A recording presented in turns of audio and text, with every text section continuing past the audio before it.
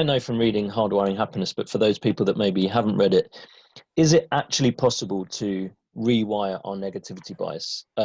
So you talked about kind of rebalancing, or balancing the playing field. What actually happens in the brain, to kind of rewire the negativity bias? And can you give maybe just one short example of a practice to help us do that?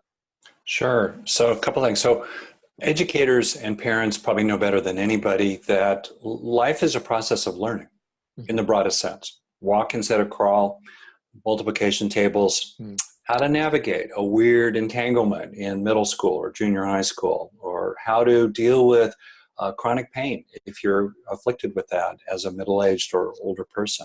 Learning is involved in all these things. So any kind of process of healing or growth or development, including the acquisition of inner resources like mindfulness or compassion, must necessarily involve some kind of change in the nervous system, change that lasts, change that sticks. And the mechanisms of that are under the heading of what's called experience-dependent neuroplasticity. And I have to say, as a detail, someone who's worked with lots of children in therapy and teenagers as well, kids as young as 4 years old really get this idea. Summarized in the kind of increasingly well-known saying, neurons that fire together, wire together.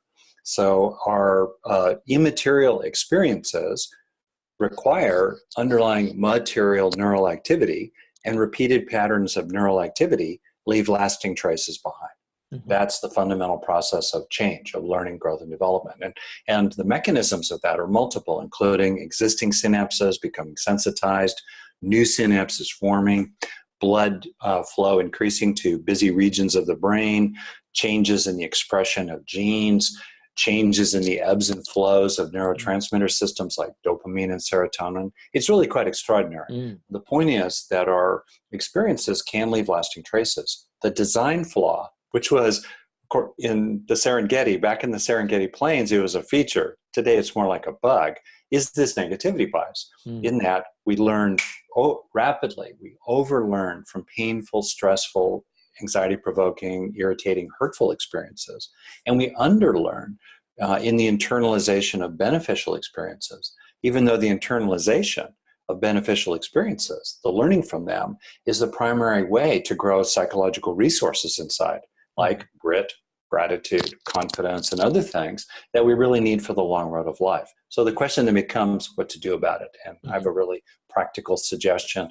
There's a lot of evidence that many, many little moments of internalized learning, of experiential learning over the course of a day, including learning calm, learning fortitude, learning love for other people, that kind of learning adds up over time.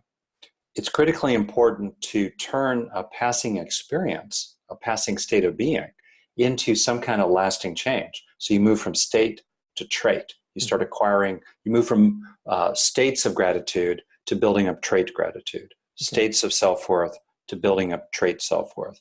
So there's a lot of evidence that if you engage that process in its second step of internalization, you can really change yourself.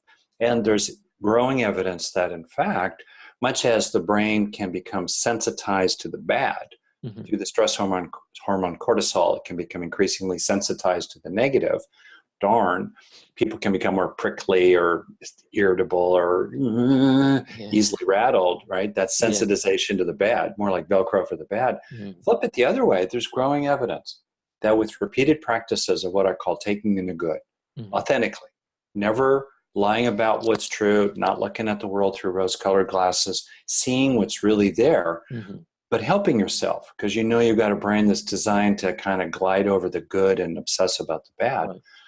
When you do that repeatedly, there's some evidence that you can gradually sensitize your brain to the positive. So more and more, it becomes like Velcro for good and Teflon for bad. You'll still see the bus coming at you. You know, you'll still have to deal with your crazy roommate or landlord or ex. You got to deal. But you'll be able to do so much more on the basis of a strong core inside yourself. Right.